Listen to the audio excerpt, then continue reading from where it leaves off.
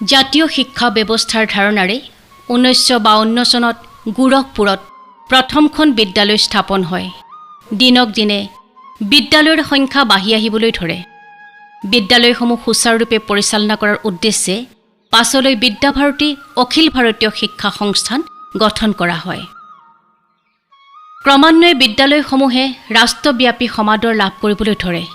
অসমতো মাননীয় কৃষ্ণচন্দ্ৰ গান্ধী, আচাৰ্য ৰজনীকান্ত দেৱ শৰ্মা, দীপক বৰঠাকুৰ, বিৰাগ বাজপুৰ প্ৰভৃতিৰ কেইগৰাকীমান বিদ্যা অনুৰাগীয়ে ইয়াৰ কাৰ্য বিস্তাৰত মন মেলে।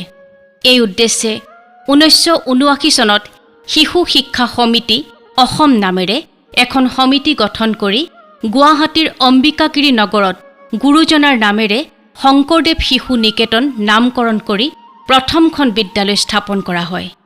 কালক্ৰমত সমগ্ৰ অসমতে বিদ্যালয়ৰ সংখ্যা বৃদ্ধি পাবলৈ ধৰে, যাৰ ফলত আচাৰ্য প্ৰশিক্ষণকে আদি কৰি বিভিন্ন শৈক্ষিক কাৰ্যকলাপৰ বাবে এক প্ৰকল্পৰ কথা চিন্তা কৰা হয়। ইয়াৰ বাবে উপযুক্ত মাটিৰ সন্ধান কৰা হয়।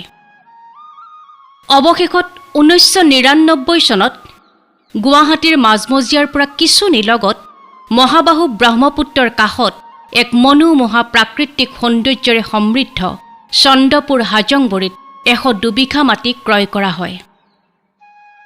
প্ৰকল্পৰ মাটিখিনি গৃহ নিৰ্মাণৰ বাবে উপযোগী নোহোৱাৰ বাবে অন্য মাটিত 2005 চনত অস্থায়ী গৃহ নিৰ্মাণ কৰি নিকেতন আৰম্ভ কৰা হয়। সমান্তৰালভাৱে প্ৰকল্পৰ মাটিখিনি সমতলীকৰণ কামো চলি থাকে। পাছলৈ 2013 চনত নিকেতনখন নিজৰ মাটিলৈ স্থানান্তৰ কৰা হয়। এই বিশাল ভূমিখণ্ডত শিক্ষক প্ৰশিক্ষণ কেন্দ্ৰ, বিএড কলেজ, কৌশল বিকাশ কেন্দ্ৰ, বিভিন্ন খেলৰ উপযোগী ক্ৰীড়াংগন, ৰংগমঞ্চ, ভেষজ উদ্যানকে আদি কৰি 2 কোটিৰো অধিক কেন্দ্ৰ স্থাপনৰ বাবে এক বিস্তৃত মাষ্টাৰ প্লেন প্ৰস্তুত কৰা হয়। 2009 চনৰ 28 ছেপ্টেম্বৰ তাৰিখে বিজয়া দশমীৰ শুভ মুহূৰ্তত বিদ্যাভাৰতী অখিল ভাৰতীয় শিক্ষা সংস্থানৰ তদানীন্তন উপসভাপতি আৰু বৰ্তমান বিদ্যাভাৰতীৰ পূৰ্বোত্তৰ ক্ষেত্ৰৰ সংৰক্ষক ডক্টৰ নিৰ্মল কুমাৰ চৌধুৰী আৰু তেখেতৰ ধৰ্মপত্নীৰ দ্বাৰাই প্ৰকল্পটিৰ ভূমি পূজন কাৰ্যক্ৰমেৰে এই বহু আকাংক্ষিত প্ৰকল্পক মূৰ্ত ৰূপ দিয়াৰ প্ৰচেষ্টা আৰম্ভ হয়।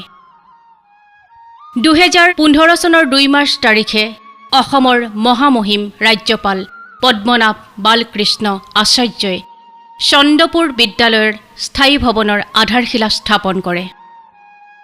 2020 চনৰ 24 ফেব্ৰুৱাৰী তাৰিখে ডক্টৰ নিৰ্মল কুমাৰ চৌধুৰীয়ে ছাত্ৰাবাসৰ আধাৰশিলা স্থাপন কৰে।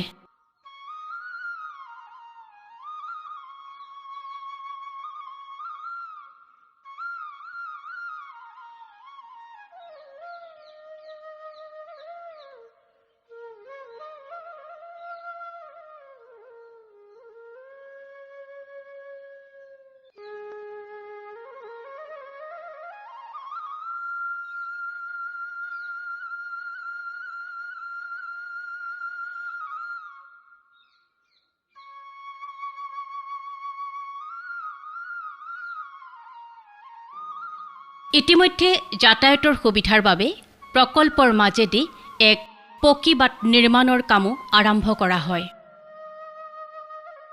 2021 চনৰ 27 ফেব্ৰুৱাৰী তাৰিখে বিদ্যাভাৰতী অখিল ভাৰতীয় সহ সংগঠন মন্ত্ৰী যতীন্দ্ৰ কুমাৰ শৰ্মাই মূল তোৰণৰ আধাৰশিলা স্থাপন কৰে।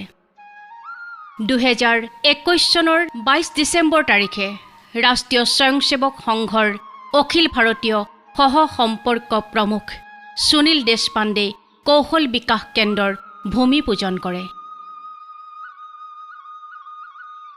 ইতিমধ্যে এই নিৰ্মাণাধীন ভৱনতে সময়ে সময়ে আচাৰ্য প্ৰশিক্ষণ কৰ্মশালাকে প্ৰমুখ্য কৰি বিভিন্ন কাৰ্যসূচী ৰূপায়ণ হৈ আহিছে।